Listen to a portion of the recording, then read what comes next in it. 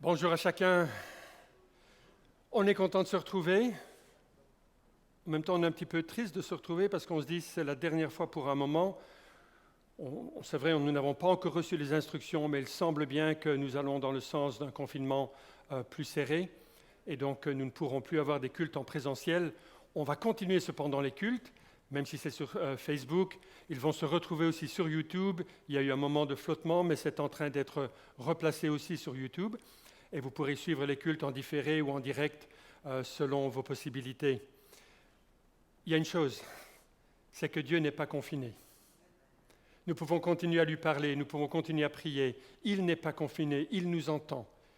Il vient toujours vers nous, il met ses bras autour de nous, parce que lui, il n'est pas confiné. Juste quelques annonces, nous vous demandez de continuer à prier. Vous recevez pour la plupart les SMS de prière avec tous les sujets. Il n'y a pas de nouvelles depuis hier pour Joachim. On m'avait prévenu d'ailleurs qu'il n'y en aurait pas, parce que pour ceux qui n'ont pas eu les nouvelles, il a été changé de service. Il est passé des soins intensifs Covid aux soins intensifs non Covid, parce qu'il n'a plus le Covid. Mais maintenant, il faut gérer toutes les conséquences, les séquelles du Covid, spécialement ses poumons qui ont été assez affectés. Quoique ça semble aller dans la bonne direction, il y a ces 2 antibiotiques qu'il prend, et on peut prier qu'il continue à bien cibler les virus et les bactéries qui sont là, qu'il puisse être complètement libéré de tout cela et rapidement se retrouver non seulement près de sa famille, mais aussi avec nous, parce qu'il nous manque, c'est certain. Continuez à prier pour tous les autres qui sont affectés par le Covid, heureusement dans des mesures beaucoup moindres. Je vous inviterai à prier pour Cécile. Ce n'est pas le Covid, mais elle est très peu bien depuis tout un temps. Et donc, il y aura des examens à venir. Prions qu'on l'on puisse trouver ce qui amène son mal-être du moment. Aujourd'hui, on a retrouvé Martin. Il était la semaine passée à Liège. Ça s'est très bien passé en apportant le message là-bas. Aujourd'hui, c'est Timothée qui n'est pas avec nous. Il est à Libramont pour le dernier culte aussi en présentiel là-bas. Vous savez que chaque semaine, j'aime à vous présenter l'une ou l'autre option pour témoigner, pour s'instruire, pour grandir dans la foi. J'ai obtenu tout un paquet de mangas, le Messie. Les mangas, ce sont des genres de bandes dessinées. Ceci raconte toute la vie de Jésus. Donc c'est vraiment centré sur le Messie, sur Jésus-Christ. Vous pouvez en obtenir à la librairie. Si vous avez dans votre voisinage des adolescents ou des gens qui sont férus de manga, c'est l'opportunité de pouvoir leur donner ceci. C'est 1 euro la pièce, donc c'est vraiment pas très cher. Mais si vous en prenez 10, 3 euros. Et qui a dit que je n'étais pas un petit peu de rulieux comme ma maman? Mais ce que j'aime le plus, oui, c'est d'être commerçant, mais c'est que j'ai un produit gratuit à partager. Tout a été payé par Jésus-Christ. Et nous le chantons, nous le proclamons. Et je vais demander à Martin maintenant de nous conduire dans la suite de ce culte. C'est lui notre guide aujourd'hui dans la présence du Seigneur.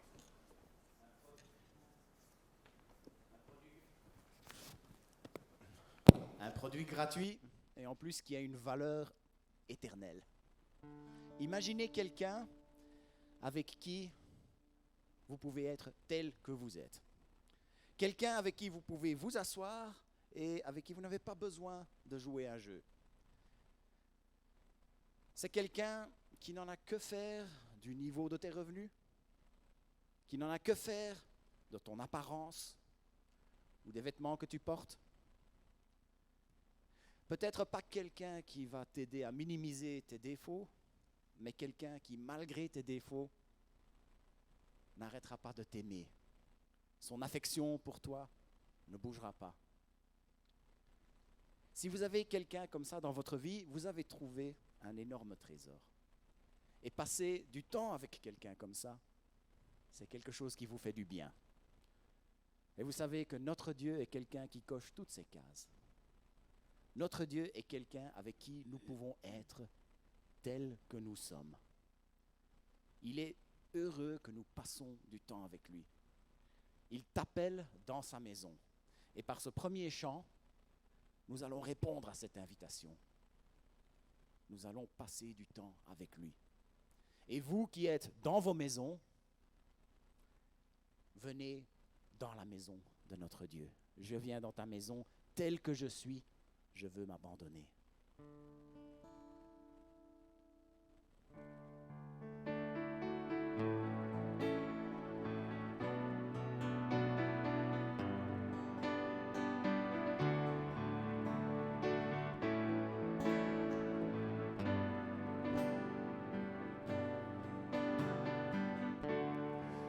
viens dans ta maison. Je veux te rencontrer. Tel que je suis, m'abandonner.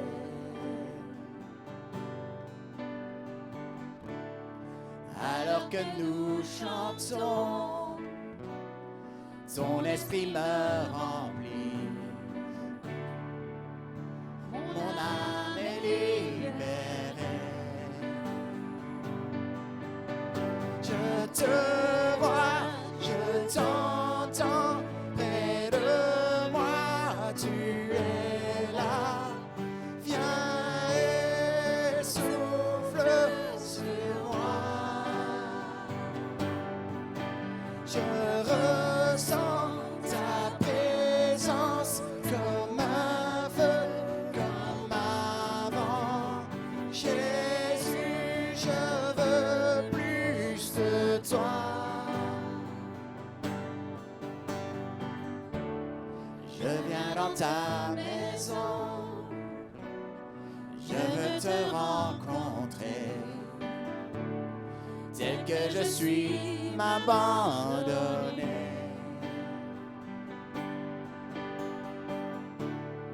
Alors que nous chantons, ton esprit me remplit.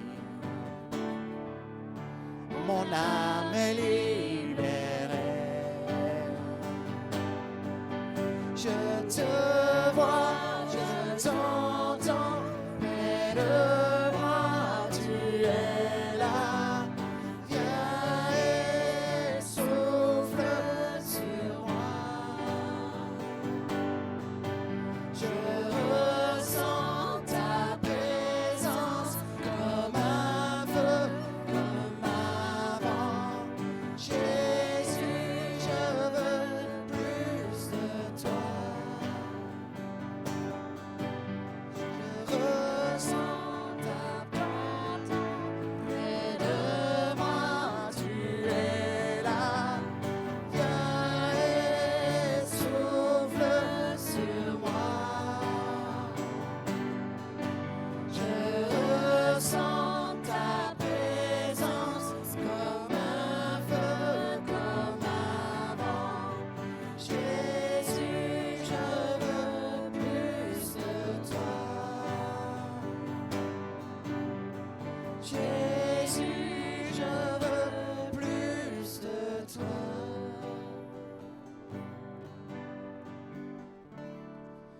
Nous entrons dans la maison de notre Dieu, mais en même temps, c'est lui qui vit en nous. Jésus, tu vis en nous.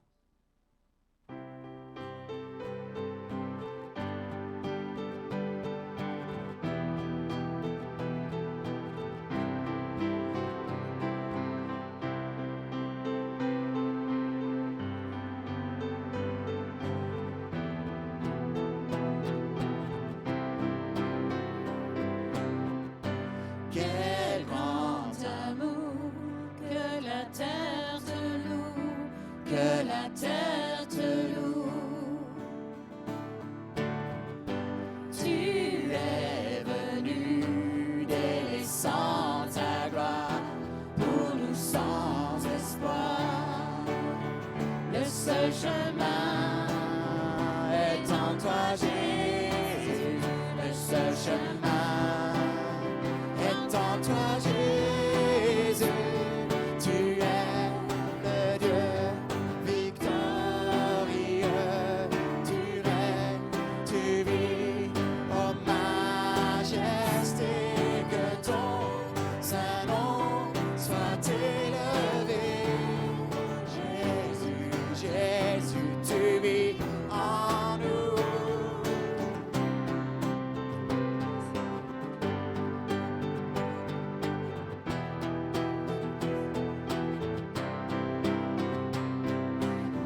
Ta gloire resplendit, tu es glorieux, tu es glorieux. Seigneur de tout, tu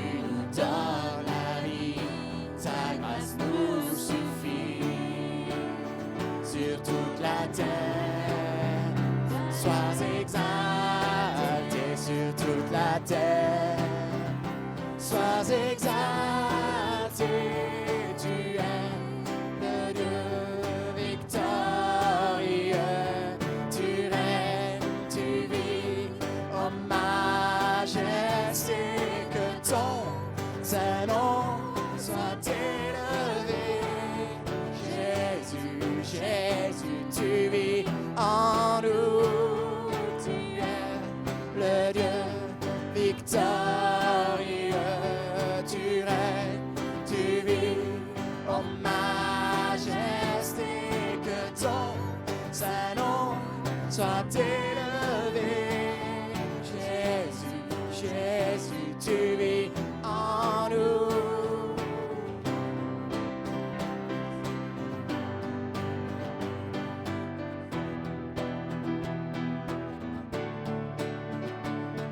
Oui, tu as écrasé l'ennemi. Nous sommes libres, nous sommes libres, car ton amour a vaincu la mort.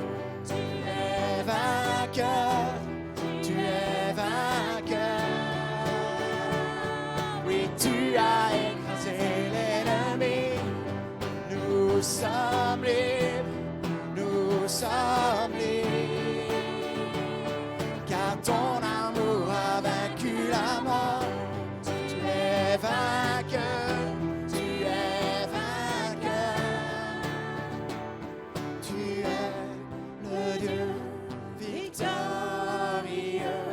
Tu règnes, tu vis, oh majesté, que ton saint nom soit exalté. Jésus, Jésus, tu vis en nous. Tu es le Dieu victorieux. Tu règnes, tu vis, oh majesté, que ton saint nom soit élevé. Jésus, Jésus, tu vis en nous. Jésus, Jésus, tu vis en nous.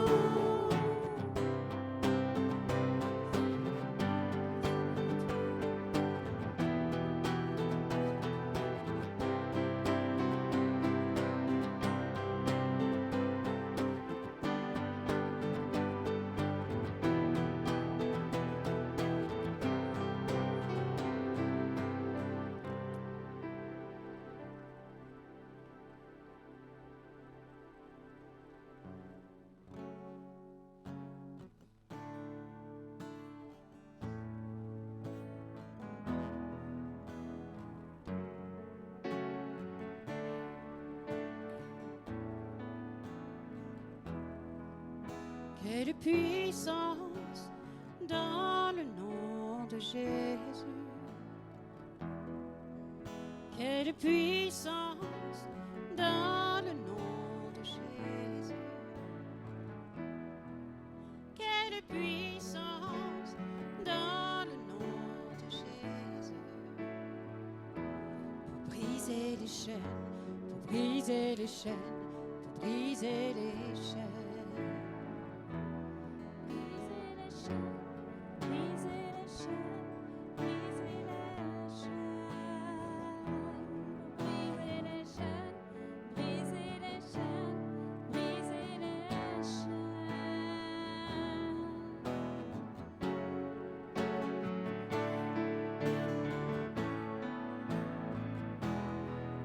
Ton sacrifice nous suffit.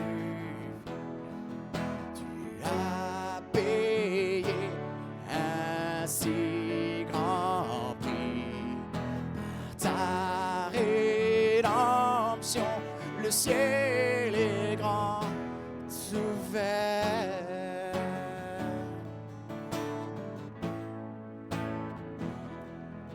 Quelle puissance dans le nom de Jésus. Quelle puissance dans le nom de Jésus. Quelle puissance dans le nom de Jésus. Pour briser les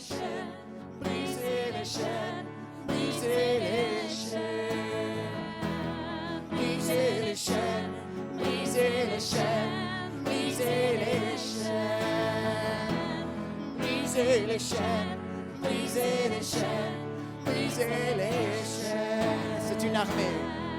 C'est une armée qui se lève. C'est une armée qui se lève. C'est une armée qui se lève. Pour briser les chaînes, briser les chaînes, briser les chaînes. Pour briser les chaînes. Briser les chaînes, briser les chaînes, briser les chaînes, briser les chaînes, briser les chaînes.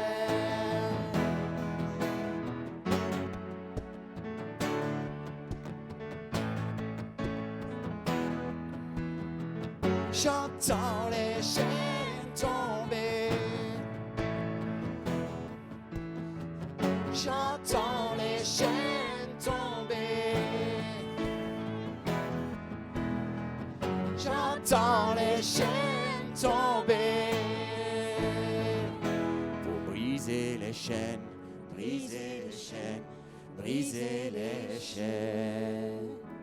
Pour briser les chaînes, pour briser les chaînes, briser les chaînes. Briser les chaînes, briser les chaînes. Briser les chaînes.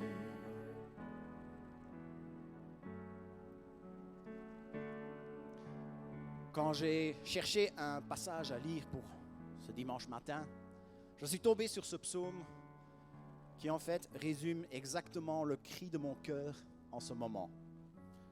Et d'après ce que j'entends, ce que les gens me racontent, je ne suis pas le seul.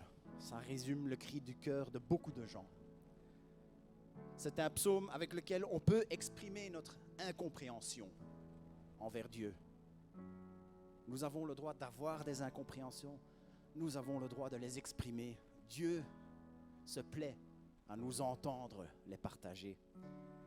Mais ce qui est très intéressant dans ce psaume, c'est la conclusion. Parce qu'à la fin, après avoir crié son incompréhension et sa douleur, il fait un choix, il prend une décision. Celui de mettre sa confiance dans son Dieu. Je vais faire la lecture maintenant. Je vous invite à crier votre incompréhension, votre douleur vers Dieu, et puis de faire ce choix, celui de vous confier en lui. C'est le psaume 13. Je vous invite à le relire quelques fois cette semaine. Jusqu'à quand, ô Éternel, m'oublieras-tu sans cesse? Jusqu'à quand seras-tu loin de moi? Jusqu'à quand aurai-je des soucis et des chagrins au cœur à longueur de journée? Jusqu'à quand notre ennemi aura-t-il le dessus? Regarde, Éternel mon Dieu, réponds-moi. Viens réparer mes forces. Sinon, je m'endors dans la mort. Sinon, mon ennemi dira que de moi, il a triomphé. L'adversaire se réjouirait lorsqu'il verrait ma chute. Mais, et la conclusion, le choix. Mais pour moi, j'ai confiance en ta bonté. La joie remplit mon cœur à cause de ton grand salut. Je veux chanter en ton honneur, ô Éternel, toi qui m'as comblé de tes bienfaits. Accrochons-nous, mettons notre confiance en notre Dieu, qu'il soit pour vous, qu'il soit pour moi, pour toi, une ancre.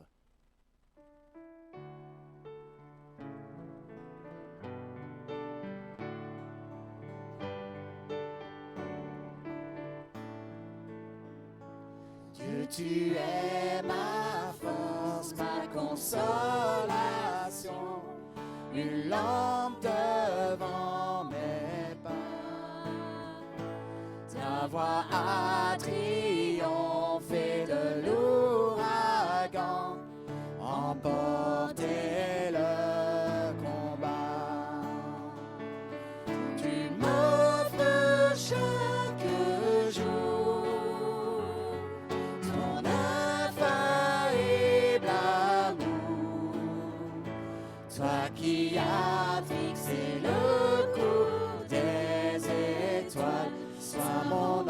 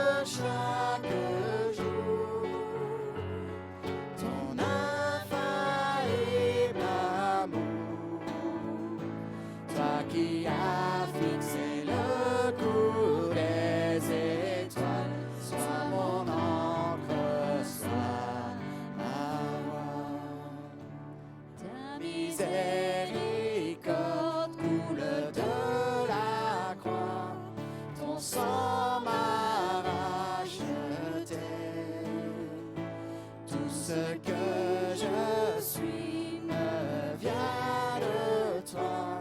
Sans fin je te louerai. Tu m'offres chaque jour ton infaillible amour. Toi qui as fixé le cours des étoiles, sois mon encre, sois ma voix.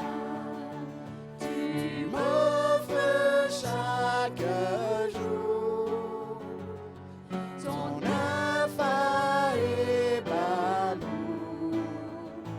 Toi qui as fixé le cours des étoiles, sois mon encre, sois ma voix.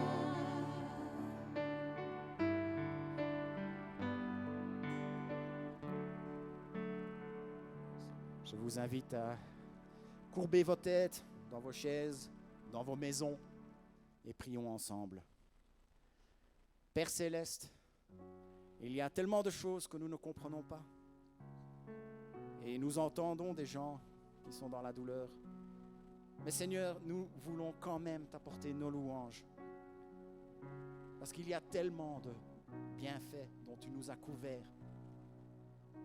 Notre besoin le plus important, le besoin qui éclipse toutes les autres, tu t'en es occupé à la croix. Le besoin le plus fort de loin que nous avions, c'était d'être libérés du péché, de l'esclavage du péché, du châtiment du péché, châtiment que tu as pris sur toi et pour lequel nous chantons nos louanges. Seigneur, nous voulons mettre notre confiance en toi. Nous voulons grandir en toi de cette manière, jour après jour, que notre confiance envers toi, qu'elle puisse grandir, Seigneur. C'est mon désir, c'est notre désir de pouvoir te faire confiance. Seigneur, touche-nous dans nos inquiétudes, enlève-nous. Et Seigneur, que nous puissions réellement nous rendre compte à quel point tu veux notre bien. Tu contrôles l'histoire, tu contrôles la nature, tu contrôles les virus. Nous crions vers toi pour toutes ces personnes qui souffrent, toutes ces personnes qui ne comprennent pas. Seigneur, que nous puissions vraiment saisir ce besoin que nous avons de toi. Nous avons besoin de toi, nous nous abandonnons à toi, nous te faisons confiance. Merci Seigneur pour ta bonté et pour ton œuvre à la croix. Nous t'apportons nos louanges parce que toi seul es digne. Amen.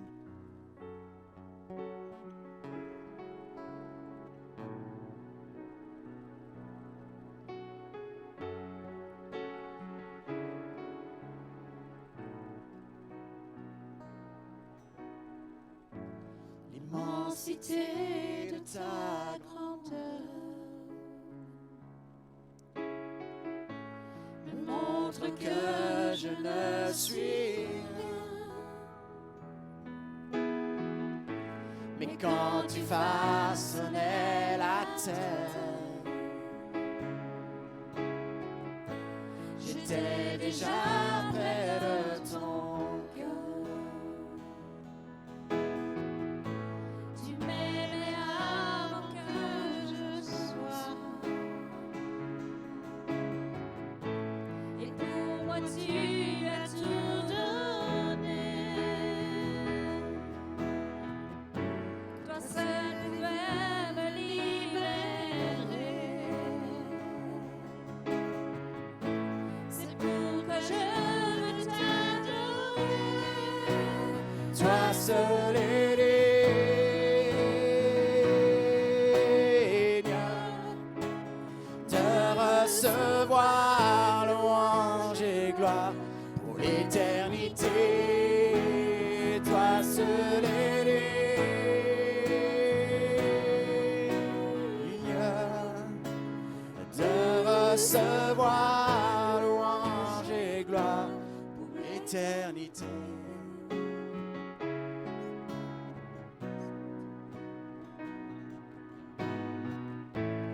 ta présence je me tiens. Car tu as ce dont j'ai besoin. La joie, la vie et le bonheur sont dans tes paris, mon sauveur. Toi seul est digne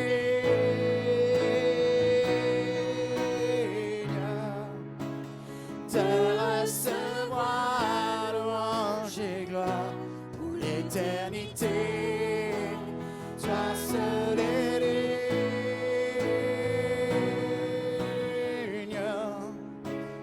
de recevoir louange et gloire pour l'éternité.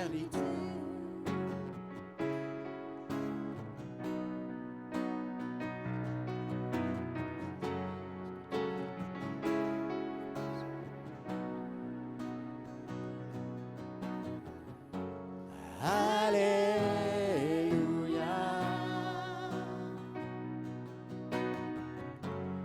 Alléluia.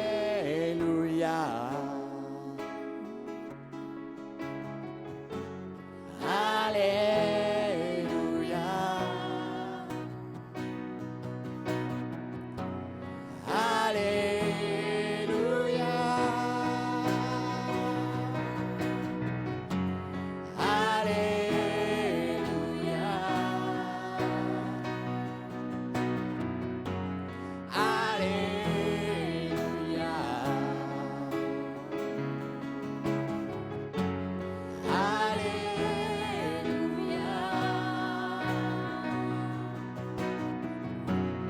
Alléluia.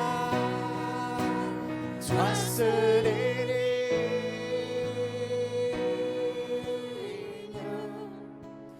de recevoir louange et gloire pour l'éternité. Toi seul est digne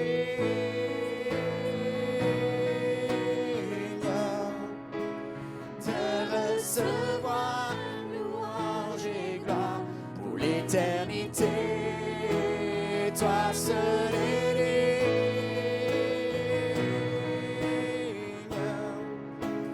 de recevoir louange et gloire pour l'éternité. Toi seul est digne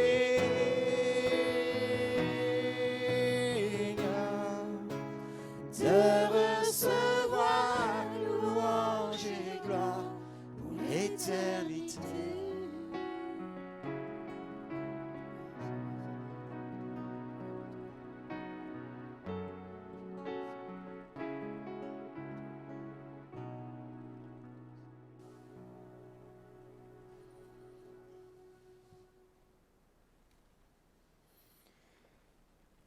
Vous êtes prêts?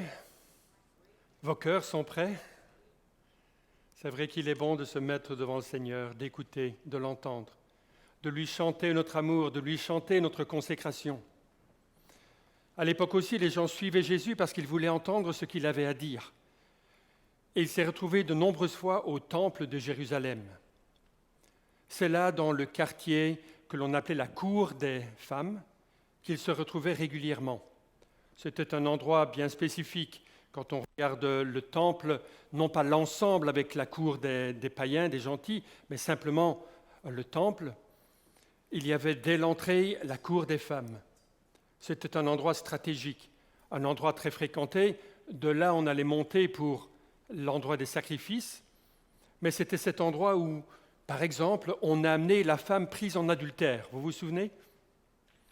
On l'a amenée, on l'a jetée devant Jésus, et on essayait d'attraper Jésus pour qu'il condamne et pour qu'il se mette en porte-à-faux par rapport aux Romains. Et Jésus, vous connaissez l'histoire. À un moment, il va se tourner vers elle quand tout le monde sera parti et lui dira « Moi non plus, je ne te condamne pas. Va et ne pêche plus. » C'est l'endroit où Jésus s'était placé pour examiner les gens qui mettaient leurs offrandes, parce que c'est l'endroit où il y avait les boîtes pour les offrandes. C'était comme des petits coffres semble-t-il, parce qu'on n'a pas retrouvé de photos. J'ai cherché, même sur Facebook, il n'y avait pas de photos. Mais c'était un genre de petit coffre avec une sorte de trompette qui en sortait, assez large au-dessus, et puis ça se rétrécissait sur le bas. Les gazophylaciones, c'est comme ça qu'ils s'appelaient, il y en avait 13 qui étaient tout autour de l'espace de la cour des femmes. Et c'est là que Jésus s'est placé, et puis il a regardé cette dame âgée, cette veuve qui est venue mettre ses 2 piécettes, et il a dit que cette femme avait donné bien plus que beaucoup d'autres, et que l'on se souviendrait d'elle. C'est aussi l'endroit où l'on venait pour faire la fête, durant la fête des tabernacles. Il y avait dans la cour des femmes 4 énormes lampadaires. Ça m'a fait penser un petit peu aux lampadaires sur l'autoroute. Vous savez, ces hauts poteaux qui montent, et puis au-dessus, là-bas, il y avait 4 luminaires au-dessus du lampadaire. On ne sait pas très bien si on allumait ça tout le temps de la fête du tabernacle ou simplement le dernier jour, mais en tout cas, quand on allumait les lampadaires, quand on allumait tous ces points lumineux, il fallait monter au-dessus, on voyait cela de toute la ville de Jérusalem. C'était extraordinaire, c'était un petit peu comme un phare qui balayait, sauf que l'intensité lumineuse était énorme. Et en bas, les gens chantaient, les gens dansaient pour la fête du tabernacle. Et c'est à cet endroit-là que Jésus va dire « Je suis la lumière du monde. Celui qui me suit ne marchera point dans les ténèbres, mais il aura la lumière de la vie. » Ah, Jésus, il s'adaptait toujours au moment et à l'endroit et à ce qu'il y avait autour de lui. Ça fait partie des « je suis » de l'évangile de Jean. Si vous n'avez jamais lu l'évangile de Jean, on peut vous en donner une copie, vous envoyer une copie, demandez-la, et vous pourrez traverser tout l'évangile de Jean et noter chaque fois que Jésus dit « je suis ». Il va dire « je suis le pain de vie, je suis la porte, je suis le bon berger, je suis le chemin, la vérité et la vie. Je suis la lumière du monde. » Ce sont chaque fois des déclarations puissantes et fortes dans lesquelles nous pouvons nous reposer parce que s'il est le pain de vie et qu'il veut nous nourrir, alors nous allons être bien nourris.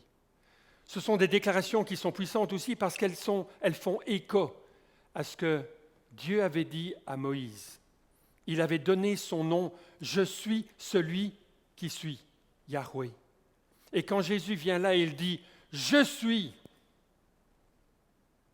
Tous les Juifs dans leur tête, qu'est-ce qu'il va dire?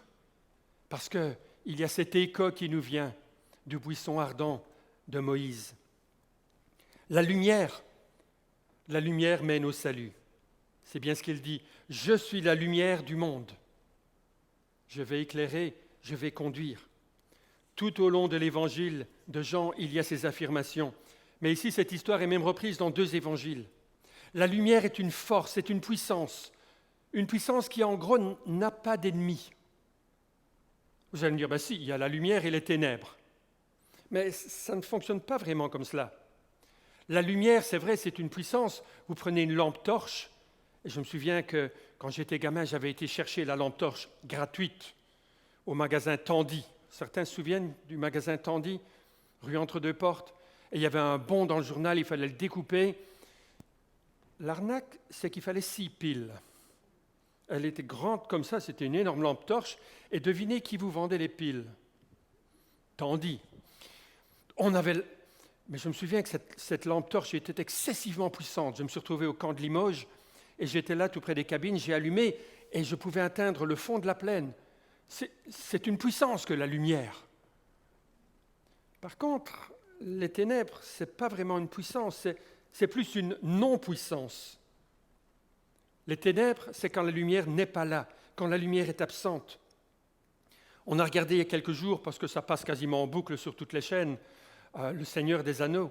Et vous avez ce moment où Gandalf, il est sur le pont, et il est en train de lutter contre les ténèbres. Et alors, il lève son bâton, il le pointe, et la lumière jaillit, et les ténèbres reculent, et puis les ténèbres avancent. Mais ce qui m'a frappé quand même, ce n'est pas les ténèbres qui vont détruire le bâton, c'est le feu qui va détruire son bâton. Parce que les ténèbres en soi n'ont pas de puissance. Les ténèbres, c'est une non-force. C'est l'absence de la lumière. D'ailleurs, on peut faire un essai. Si je dis à Pauline, allume un peu la croix, la lumière a jailli. Maintenant, si je dis à Pauline, allume un peu ici les ténèbres, on ne sait pas allumer les ténèbres. Tout ce qu'on peut faire, c'est enlever la lumière. Et dans la Bible, c'est très important, ce concept de la lumière qui repousse les ténèbres, qui envahit le domaine des ténèbres. Si vous regardez au tout début de l'histoire de la Bible, vous arrivez dans ce moment où Dieu va créer. Il crée le monde et il va instaurer la lumière.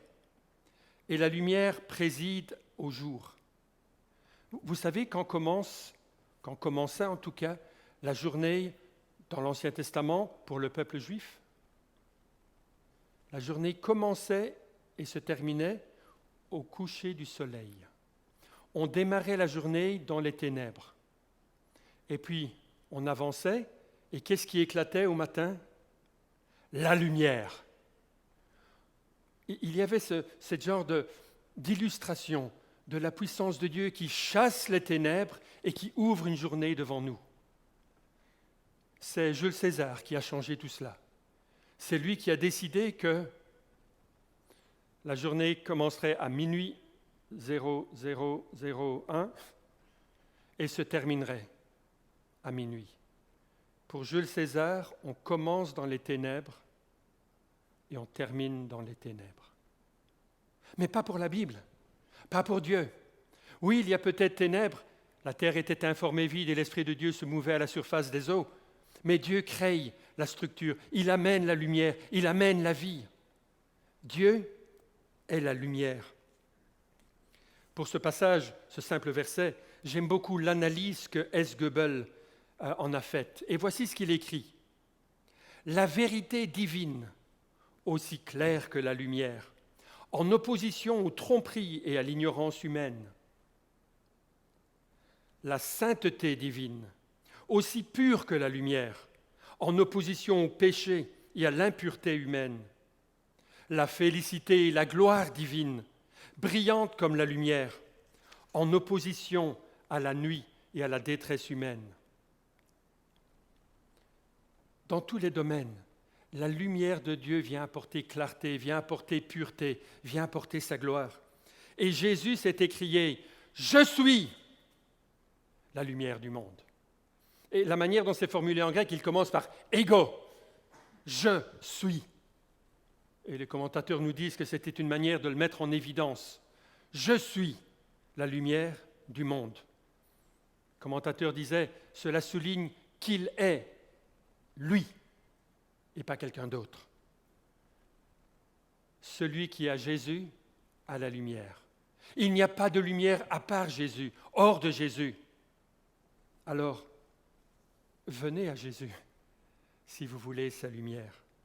Avoir Jésus venir à la lumière, cela se réalise quand on vient au Christ. C'est ce dont l'apôtre Paul parlait quand il nous relate sa conversion. Actes chapitre 26, verset 18.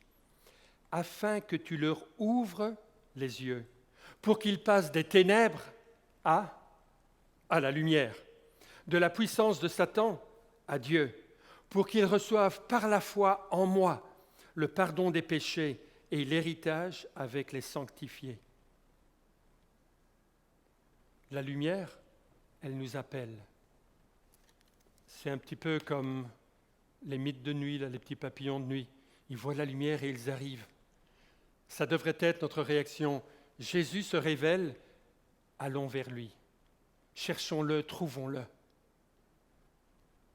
Cette lumière était la véritable lumière qui, en venant dans le monde, éclaire tout homme. On peut aller vers la lumière, on peut tourner le dos à la lumière. C'est notre choix. Chacun d'entre nous est appelé à venir à la lumière, et toi aussi. Toi aussi, tu es appelé à venir à la lumière. Es-tu venu à la lumière? La première chose, il faut se rendre compte qu'on n'a pas la lumière. qu'on est dans les ténèbres hors Jésus-Christ. Il faut accepter que Jésus est la lumière. Et puis il faut venir vers lui et lui ouvrir notre vie et vivre dans la lumière avec lui. Cette semaine, on faisait un peu de travail chez Timothée et Divine, on nettoyait le jardin et on venait de terminer la dernière remorque. Et je me suis approché de Timothée et je lui ai dit « Tétélestai !» Tout est accompli. C'est ce que Jésus a dit sur la croix. Tout est accompli. Le pardon des péchés, la réconciliation avec le Père, l'assurance pour l'éternité, tout est accompli. Et cela peut être pour chacun d'entre nous le cas quand on vient à lui, quand on vient vers la lumière. As-tu reçu la lumière ou as-tu choisi de rester dans les ténèbres? La lumière nous mène au salut. La lumière nous mène à bon port. Celui qui me suit ne marchera pas dans les ténèbres. Celui qui me suit ne marchera pas dans les ténèbres. Parce que la lumière nous montre le chemin, elle nous enseigne. Ah, je me souviens, l'école du dimanche, les versets qu'on devait apprendre, le psaume 119, verset 105. Ta parole est une lampe à mes pieds et une lumière sur mon sentier. Jésus est la lumière, il éclaire. Oui, si je prends une lumière et que j'éclaire mes mains, cela ne m'aide pas à aller quelque part. Si j'éclaire mon visage, si j'éclaire mon ventre, si j'éclaire mes pieds, cela ne m'aide pas à aller quelque part. Cela n'éclaire pas le sentier qui est devant moi. La parole, elle est une lumière à mes pieds, pas sur mes pieds. Elle est à mes pieds pour me montrer où je dois marcher, comment je dois avancer. Imaginez un moment que vous êtes dans une grotte, un souterrain. Il y en a qui aiment un petit peu la spéléologie. Pas mon épouse. Le noir, les endroits restreints. Mais imaginez que vous êtes dans une grotte et la lumière, elle était loin, loin, loin derrière. Il fait de plus en plus noir. Et de temps en temps, vous avez un éclair de lumière qui passe. Mais vous savez qu'il y a des trous, il y a des bêtes, il y a peut-être un ou l'autre serpent, un scorpion. Est-ce que vous seriez à l'aise ? Vous avancez dans le souterrain, puis de temps en temps, il y a un éclair de lumière. Vous dites, ah ! Et puis il faut continuer, et le noir est revenu. Je me suis dit hier, c'est un petit peu comme nous, des fois. On vient le dimanche, on a notre culte, on écoute, on a un éclair de lumière du Seigneur. Et puis lundi, mardi, mercredi, jeudi, vendredi, samedi, ta parole est une lampe à mes pieds, mais elle est très bien dans l'armoire. Ta parole est une lampe à mes pieds, mais on ne va quand même pas l'user parce qu'elle est vraiment trop belle. Non, on a besoin d'une lumière tout le temps. Je sais, sur mon GSM, je reçois le verset de Top Chrétien. Alors, waouh, pour la journée, c'est magnifique. C'est bien, mais c'est loin d'être assez. Vous êtes dans votre grotte, vous avancez, il y a un petit éclair. Puis, ah ouais, ok, je fais quoi maintenant? C'est pour ça que dans l'Écriture, il est dit que ce livre de la loi ne s'éloigne point de ta bouche. Médite-le jour et nuit. On a besoin tout le temps de son éclairage. Oh, c'est pas qu'on doit être tout le temps être en train de lire, mais on doit être constamment rempli de la parole. Et elle nous aide dans toutes les circonstances. Ça devient comme un bocal de verre luisant. Et vous êtes dans votre grotte, votre souterrain, et vous avancez avec le bocal de verre luisant. Il y a une lumière constante qui est là pour nous guider, pour nous éclairer. La lumière que nous recevons doit être bien dirigée. Il y a bien des années, en 1860, a été construit un phare en Australie. Il était à 3 kilomètres de la baie de Jervis et assez près du village, le village de la baie de Jervis, évidemment. Et lors de sa construction, il semble qu'on n'avait pas tout à fait tous les permis, mais il y avait un tel engouement pour construire un phare qu'on l'a construit.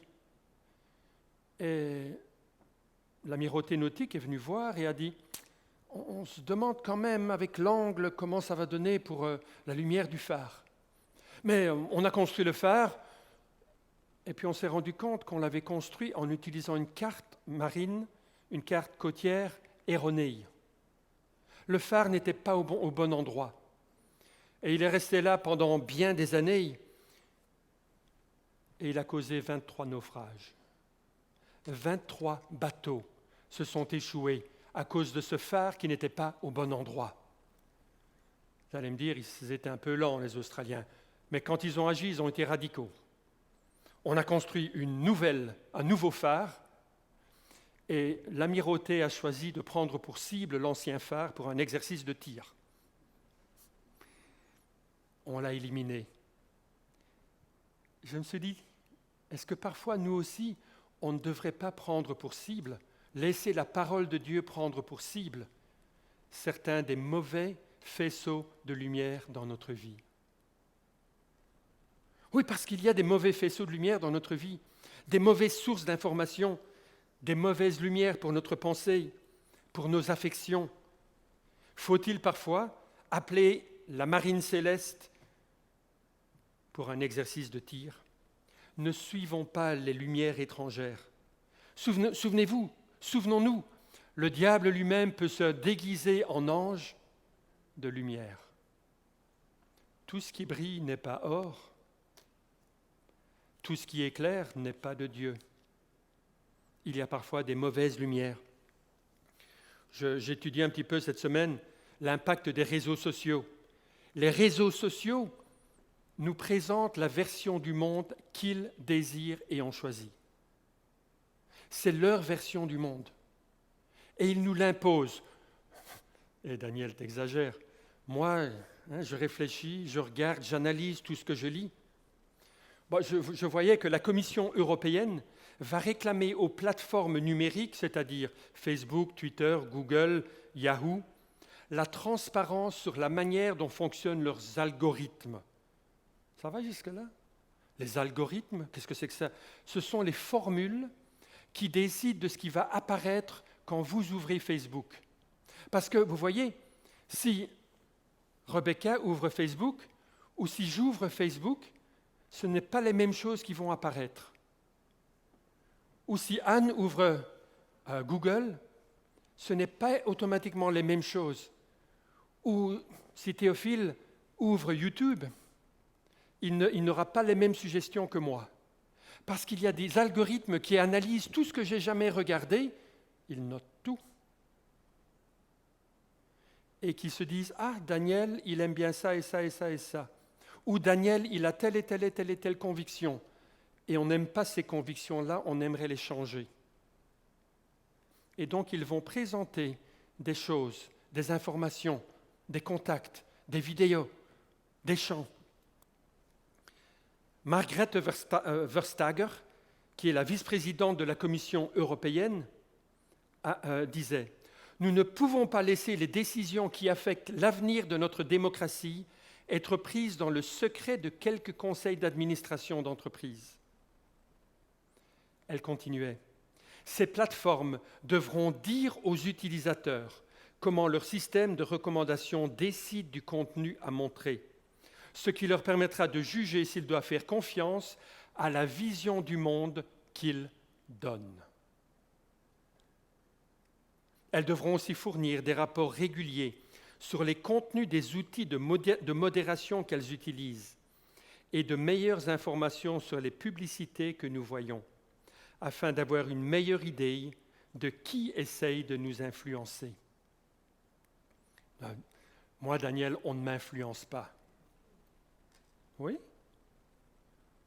Vous regardez les publicités qui arrivent dans votre maison, vous les ouvrez. Oh, ça a l'air vraiment bien. Et en plus, c'est en réclame. Vous ne l'auriez pas acheté si vous n'aviez pas eu la pub, mais vous allez l'acheter parce que c'est en réclame. Et vous dites que vous n'êtes pas influencé? Nous sommes tous énormément influencés.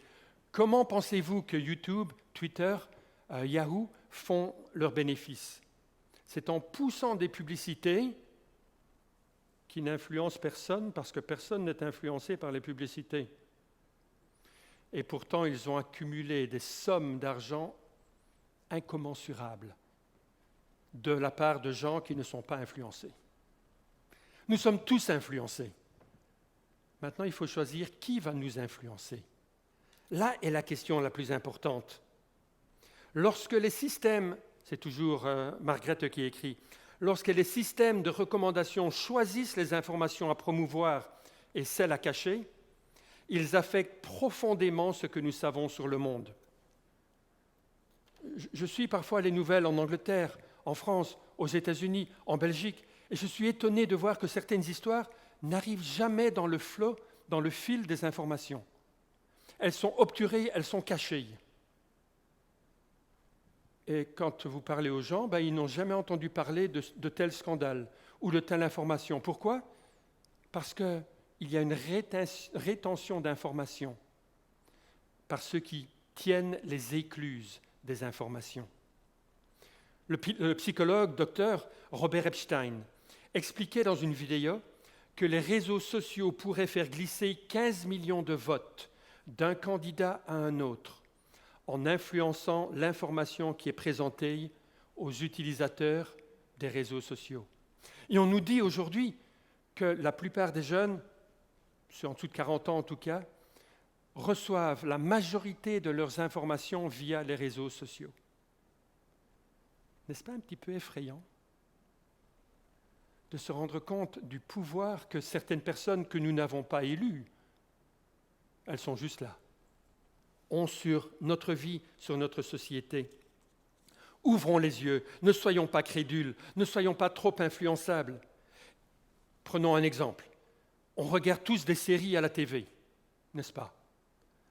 On regarde Grey's Anatomy, Chicago Med, Chicago Fire, Chicago on aime bien, New Amsterdam, Quantico, NCIS, L'amour est dans le pré, Alice Nevers, j'en passe, et des meilleurs. Vous n'avez jamais remarqué qu'on voit régulièrement des prêtres, des pasteurs qui ont abusé d'enfants, qui ont commis des choses atroces, mais on voit rarement des prêtres ou des pasteurs qui ont une vie honorable sur 50 ans de service. Pourquoi ? Une autre chose, on voit régulièrement dans ces séries des gens qui font leur coming out. Tout à coup, ils assument leur identité d'homosexuel ou de lesbienne. Est-ce que vous avez jamais vu dans une seule de ces séries quelqu'un qui a dit « j'ai fait erreur, je m'étais trompé » ? Avez-vous jamais vu cela dans une de ces séries ? Et pourtant, il y a des dizaines, des centaines, des milliers de gens qui, après avoir vécu un temps comme homosexuels, sortent de ce mouvement et disent « c'était une erreur ». C'est marrant. Les séries sont censées refléter, mais ce qu'elles font, c'est pousser une optique de vie. Dans chaque série, maintenant, il faut un quota de toutes sortes de pratiques et de styles de vie. Et si vous calculez, en général, on surreprésente les choses qui sont minoritaires dans la société. On essaye de nous influencer, de nous pousser à accepter, à admettre des choses que, de prime abord, nous n'accepterions pas. La lumière, la vérité de Dieu détruit les œuvres de l'ennemi. L'ennemi veut détruire notre image de Dieu, notre image de nous-mêmes, notre image de Jésus, par des illusions, des tours de passe-passe. C'est comme le prestidigitateur. Il est en train de vous montrer quelque chose, mais c'est l'autre main qu'il faudra regarder. Parce que c'est là que le tour va se faire, que la montre va être enlevée, que le portefeuille va être subtilisé. L'ennemi fait la même chose. Il est en train de nous parler ici, mais il est en train de nous glisser des idées qui sapent nos convictions. Il est important que nous soyons où ? Dans la lumière de la parole, courant vers Jésus qui est la lumière du monde. Oh, je l'ai reçu cette semaine, La sainteté de Dieu, de R.C. Sproul, un bon livre qui nous présente Dieu. Parce que notre société nous présente d'autres images de Dieu. Oh, Dieu, il est cruel. Dieu, il est incapable de nous aider. Dieu, la Bible nous montre un Dieu qui nous aime, qui est puissant et qui comprend les choses. Et c'est à nous de réformer constamment notre image de Dieu pour qu'elle soit proche de qui il est vraiment. La lumière, elle nous montre le sentier. La lumière nous protège des dangers. Mais si ton œil est mauvais, est en mauvais état, tout ton corps sera dans les ténèbres. Si donc la lumière qui est en toi est ténèbres, combien seront grandes ces ténèbres? Si nous nous écartons de Jésus-Christ, nous sommes en danger. Si nous ne le laissons pas influencer nos vies, nos pensées, nous sommes en danger. Celui qui aime son frère demeure dans la lumière et aucune occasion de chute n'est en lui. Nous vivons des temps difficiles et il est important d'avoir la perspective de Dieu sur ce que nous vivons. Est-ce que vous pensez que Dieu a été surpris par le Covid? Non. S'il n'a pas été surpris, c'est qu'il a un plan quelque part. Est-ce que je peux faire confiance à Dieu, même dans ce temps de pandémie avec la Covid? Est-ce que je peux lui faire confiance? Mais il y a des voix à l'intérieur qui disent « Ah non, ah non ». Il faut éliminer le brouillard dans nos vies, retrouver qui est Dieu, nous accrocher avec lui. Oh, c'était il y a longtemps. On était en vacances avec mes parents au Pays de Galles et on avait escaladé. Au Pays de Galles, il n'y a pas d'énormes montagnes, mais il y a des belles montagnes arrondies, ce n'est pas les Pyrénées ou le Mont Blanc. Et on était montés, et Carole et moi, on avait pris un petit peu les devants, et donc on est arrivé au-dessus. Mes parents étaient un petit peu... ils admiraient trop le paysage, ma maman prenait des photos sûrement. On est arrivé au-dessus, et à ce moment-là est venu s'installer un nuage. Il ne pleuvait pas, c'était juste un énorme nuage qui est venu couronner tout le dessus de la montagne. Ça a dû faire une belle photo pour ma maman. Et j'ai dit à Carole, il faut qu'on redescende. Et on a commencé à redescendre, mais on ne retrouvait pas notre chemin, parce qu'il y avait ce brouillard. Et après un moment, on s'est retrouvés hors piste. Ce n'était pas les Pyrénées, mais il y avait quand même des endroits escarpés. Et je me souviens que plusieurs fois, je me mettais et Carole glissait le long de la paroi, et puis on a survécu tous les deux. On a une belle histoire à raconter. Dans notre vie, parfois, il y a ces nuages qui viennent tout obturer. Ça peut être une douleur qui est là. On a perdu un être cher, et tout à coup, on a perdu notre perspective. Il y a comme un brouillard qui s'est installé dans notre tête, dans notre âme. On ne voit plus les choses. Ça peut être un doute, une mauvaise perception de la personne de Dieu, des attributs de Dieu, de son action. Ça peut être des craintes que nous avons, de l'angoisse, des rancunes, des passions inavouées, un péché caché. Et toutes ces choses doivent être écartées pour que nous retrouvions notre stabilité et discernions notre chemin. Un peu plus tard, le soleil s'est levé. Il a été plus ardent, je ne sais pas. Bon, il faudrait quelqu'un pour expliquer cela. Le nuage a été dissipé. Et on a pu terminer notre descente de la montagne. Par moments, il nous faut crier à Dieu et lui dire « Il y a un nuage sur ma vie, dissipe-le. Enlève les doutes, enlève la rancune, enlève les mauvaises perceptions, nettoie. » Non seulement la lumière nous protège des dangers, mais elle nous sanctifie. Car quiconque fait le mal hait la lumière et ne vient point à la lumière de peur que ses œuvres ne soient dévoilées. Jean 3,20. Que la lumière soit dans notre vie, sainteté dans notre vie. Avec la lumière, nous voyons ce que le péché fait vraiment. Est-ce qu'il y en a qui se souviennent de Benny Hill?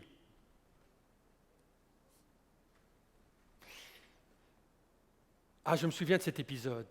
Il avait vu passer en dessous d'une paroi des jambes de femmes. Il aimait les femmes. Bon, il courait toujours après les femmes. Et il voit ces deux magnifiques jambes qui sont là derrière une paroi. Et il se met à courir pour rattraper. Il poursuit, il attrape, il enlace. Et puis il voit que la femme, elle avait un chapeau et un foulard. Alors il enlève le chapeau et le foulard et plein de furoncles, de pustules, enfin toutes sortes de choses horribles.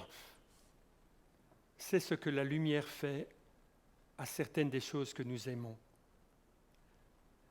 Parfois, nous recevons quelque chose que le diable nous soumet, et tout ce qu'il nous présente, c'est 2 très belles jambes, bien arquées avec un mollet, bien rasées de près. Et nous disons, oh, quel beau péché. Et puis Dieu prend la lumière de sa parole, la lumière des conseils des frères et sœurs, et il éclaire, et on voit apparaître un visage avec des poros, des furoncles, du pu et tout ce que vous voulez. Et on se dit, le péché. Parce que le péché est toujours laid. Toujours. C'est juste que parfois on ne le voit pas. Le péché conduit à la mort, toujours. Telle voie paraît droite à un homme, mais son issue, c'est la voie de la mort. Est-ce que j'ose mettre ma vie, sous la lumière de Dieu? Est-ce que je dis, en lisant la parole, parle-moi, Père, dis-moi ce qui ne va pas? Est-ce mon irritabilité? Est-ce mon impatience? Est-ce l'esprit de jugement qui m'habite? Ah non, c'est du discernement, ce n'est pas du jugement. Laissons Dieu éclairer dans nos vies. Laissons sa lumière venir. La lumière nous mène au salut. La lumière nous mène à bon port. Si nous laissons la lumière nous guider, la lumière de Dieu, elle nous mènera à bon port. La lumière nous mène au témoignage.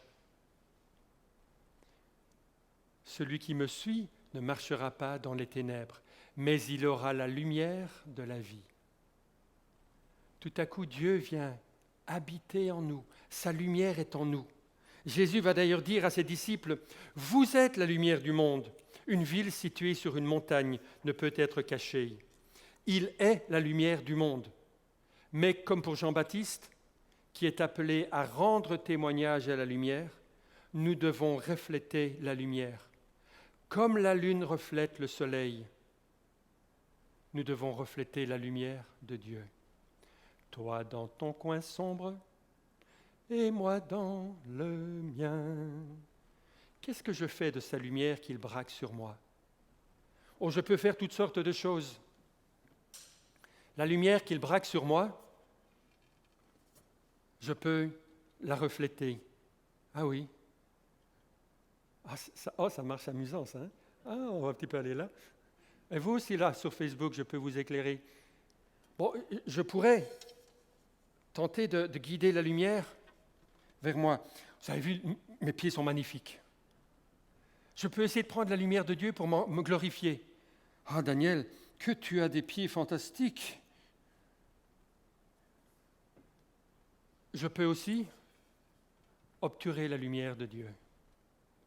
Je ne la reflète plus, je l'absorbe. Ce que Dieu nous appelle à faire, c'est de prendre sa lumière et de la partager, de permettre à ce qu'il se révèle à d'autres au travers de nous. C'est notre choix. Qu'allons-nous faire de la lumière qu'il met en nous? Est-ce que j'essaye de m'attribuer sa lumière, de l'accaparer? Est-ce que je la pollue, je la dénature? Oui, on aurait pu jouer avec des filtres. Et tout à coup, la lumière pure de Dieu devient filtrée vers le gris ou le rose ou le bleu.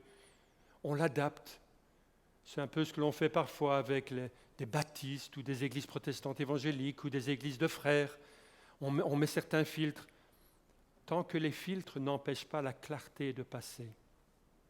Le message que Jésus-Christ sauve aujourd'hui, Jésus-Christ veut pardonner tes péchés aujourd'hui, Jésus-Christ veut guider ta vie aujourd'hui, Jésus-Christ veut te mener à bon port. Oui. Laissez-moi terminer. Je ne m'attarderai pas sur ce point parce que c'est ce dont on a parlé la semaine passée. Souvenez-vous, de rendre témoignage. Ne savez-vous pas tout ce contexte du témoignage à rendre? Mais laissez-moi conclure. Je reviens simplement aux questions que j'ai posées au travers de ce message. La lumière mène au salut. As-tu reçu la lumière? Es-tu venu à la lumière? T'es-tu ouvert à Jésus-Christ? Si tu ne l'as pas fait, que tu es assis là, ne pars pas sans l'avoir fait. Viens me parler. Viens parler à Martin. Et nous voudrons te guider pour que tu ouvres ton cœur à la lumière. La lumière nous mène à bon port. Est-ce que je mets ma vie sous la lumière de la parole régulièrement? Ou est-ce que je viens juste chercher mon éclair le dimanche matin? Ou est-ce que je médite sa parole jour et nuit? Elle est tout le temps dans mes pensées. Est-ce que je discerne les influences que l'on m'impose? La prochaine fois que vous irez sur YouTube, regardez les vidéos qu'ils vous mettent pour après, ce qu'ils vous proposent, et ne laissez pas simplement aller en automatique. Choisissez ce dont vous nourrissez votre cœur et votre vie. Est-ce que je teste les lumières? Est-ce que je les valide, les authentifie? Est-ce que je détruis les fausses sources de lumière dans ma vie? Seigneur, j'en appelle à la marine céleste, viens détruire ce phare dans ma vie.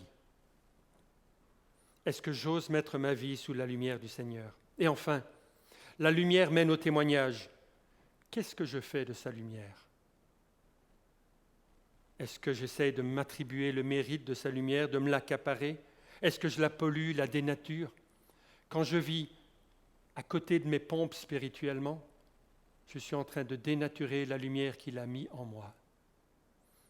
Est-ce que je cache la lumière de Dieu? Est-ce que je la dissimule? Que le Seigneur nous parle par ces questions et nous conduise à entendre. Je suis la lumière du monde. Celui qui marche après moi, celui qui me suit, recevra cette lumière et il aura dans son cœur, dans sa vie, la lumière de la vie. Que le Seigneur résonne ces affirmations dans notre cœur. Amen.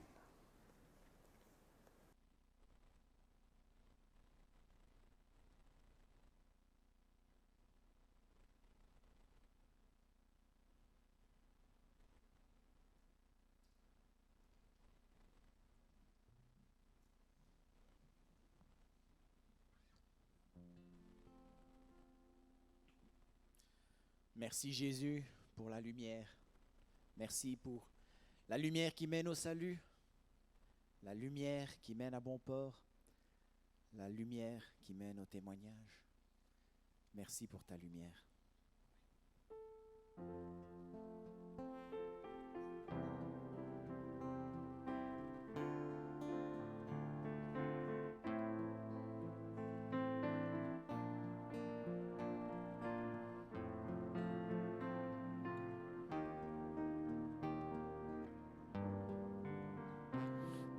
Merci, d'un cœur reconnaissant. Merci, ô Seigneur, toi, foi saint. Merci, qu'il a donné Jésus-Christ, son Fils. Merci, d'un cœur reconnaissant. Merci, ô Seigneur, toi, foi saint. Merci, car il a donné Jésus-Christ, son Fils. Maintenant, le faible dit, je suis fort. Le pauvre dit, je suis riche. Dieu a fait de grandes choses pour nous. Maintenant, le faible dit, je suis fort. Le pauvre dit, je suis riche.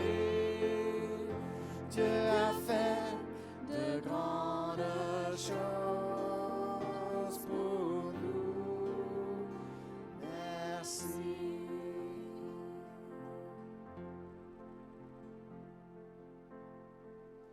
Tel que je suis, sans rien à moi.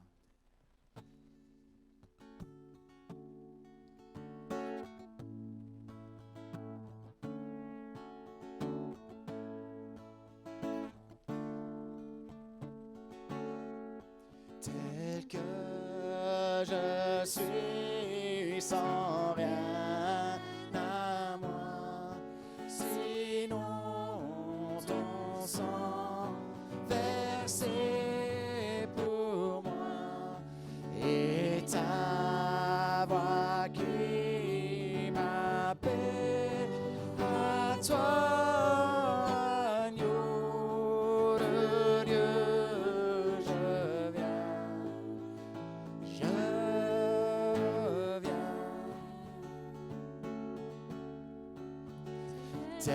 que je suis bien vacillant, au bras, au doute, à chaque instant, plutôt dehors qu'un dedans, agneau de Dieu, je viens.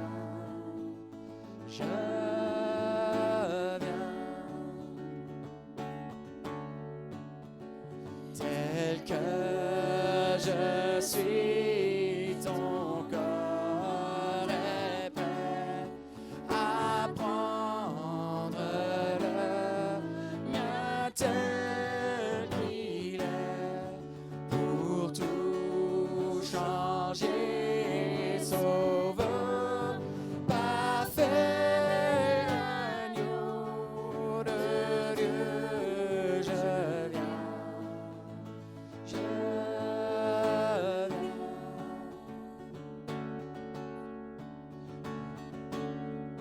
Tel que je suis, ton grand amour à tout pardonner sans retour. Je veux être à toi dès ce jour, agneau de Dieu, je viens. Je viens.